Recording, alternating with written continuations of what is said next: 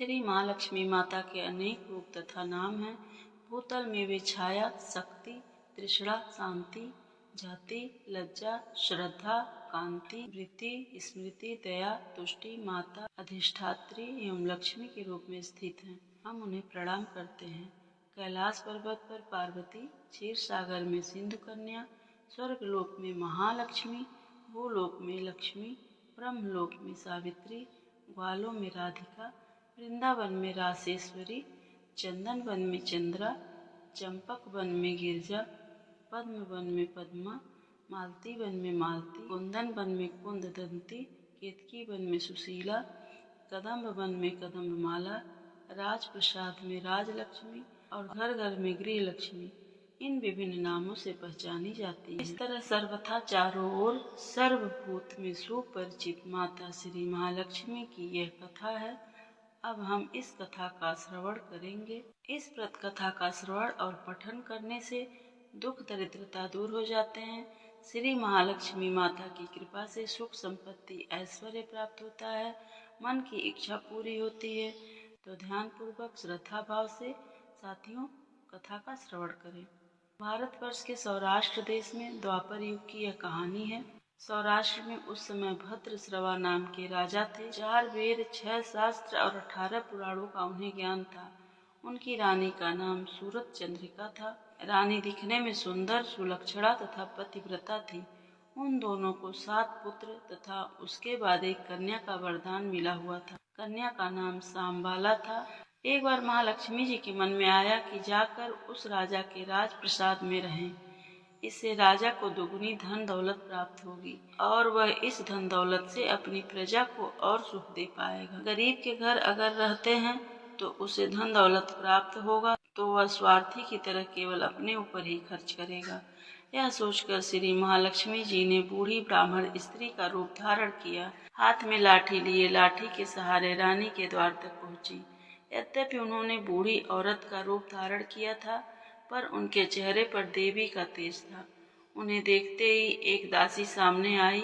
उसने इनका नाम, धाम, काम, धर्म पूछ डाला।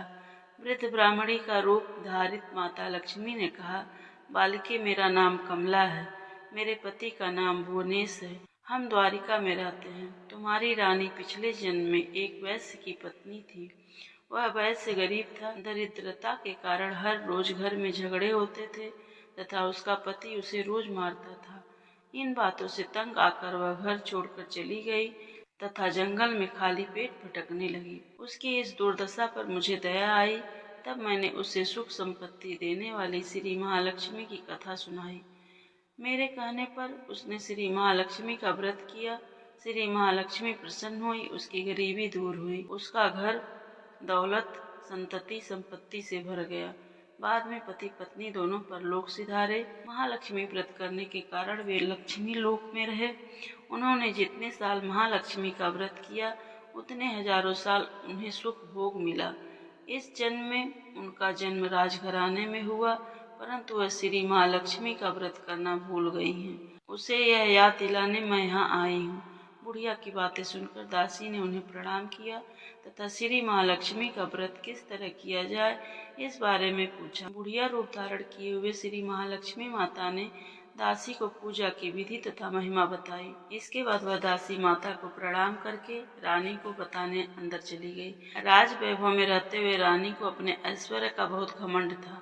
दासी ने जब उन्हें यह बात बताई तो बुढ़िया की बातें सुनकर वह आग बबूला होकर राजद्वार पर आकर वह बुढ़िया रूपी श्री महालक्ष्मी पर बरस पड़ी। उसे यह मालूम नहीं था कि श्री महालक्ष्मी माता बुढ़िया का रूप धारण किए हुए द्वार तक आई हैं। परंतु रानी का इस कदर रूखा बर्ताव तथा अपना अनादर देखकर माता ने वहां ठहरना ठीक नहीं समझा। वह वहां से चल पड़ी। राह में उन्हें राजकुमारी सांबाला मिली। उन्होंने सांबाला को सारी बात बताई। सांबाला ने अपनी ओर से श्री महालक्ष्मी माता से क्षमा मांगी। माता को उस पर दया आई। उन्होंने सांबाला को श्री महालक्ष्मी व्रत के बारे में बताया। उस दिन अगहन माह का पहला गुरुवार था। सांबाला ने परम श्रद्धा से श्री महालक्ष्मी का व्रत रखा। फलस्वरूप राजा सिद्धेश्वर के सुपुत्र मालाधर से उसका विवाह हुआ। वह धन दौलत ऐश्वर्य वैभव से माला माल हो गई। पति के साथ ससुराल में आनंद से दिन बिताने लगी। इधर श्री महालक्ष्मी का रानी पर प्रकोप हुआ।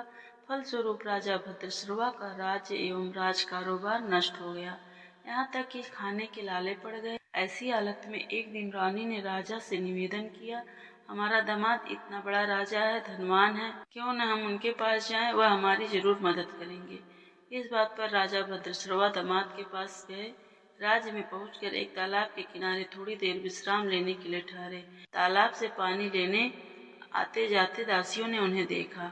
उन्होंने विनम्रता से उनकी पूछताछ की। तब उन्हें मालूम हुआ कि वे रानी सांबाला के पिता हैं। वे दौड़ते हुए जाकर रानी को सारी बात बताई। रानी ने दासी के हाथ राज परिधान भेजकर बड़े ठाट से उनका स्वागत तथा आदर सत्कार किया, खान पान करवाया। जब वे लौटने लगे तो सोने की मोहरों से भरा घड़ा दिया। राजा भद्रश्रवा जब वापस लौटे तो उन्हें देखकर रानी सूरत चंद्रिका खुश हुई। उन्होंने सोने की मोहरों से भरे घड़े का मुंह खोल दिया, पर हे भगवान, घड़े में धन के बदले कोयले मिले। यह सब श्री महालक्ष्मी के प्रकोप से हुआ। इस प्रकार दुर्दशा में कई और दिन बीत गए। इस बार रानी स्वयं अपनी कन्या के पास गई। वह दिन अगहन माह का अंतिम गुरुवार था।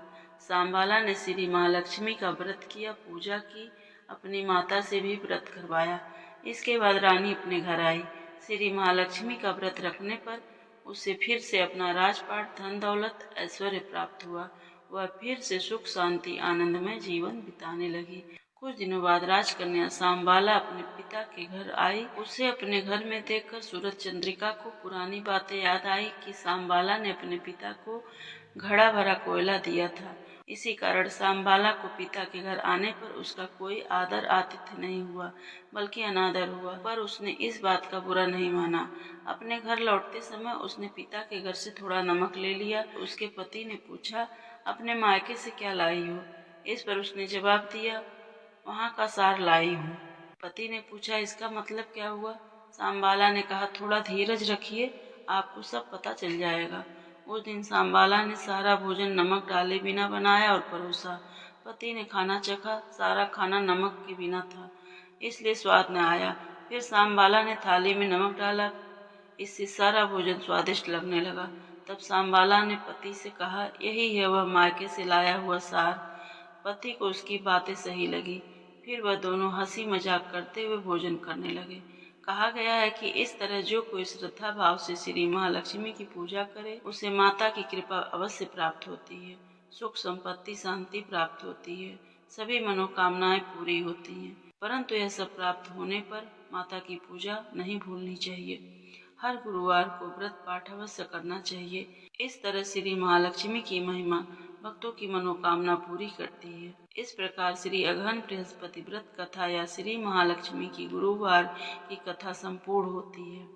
बोलिए प्रेम से श्री हरि विष्णु की जय, माता लक्ष्मी की जय। साथियों, आपको मेरी यह कथा कैसी लगी?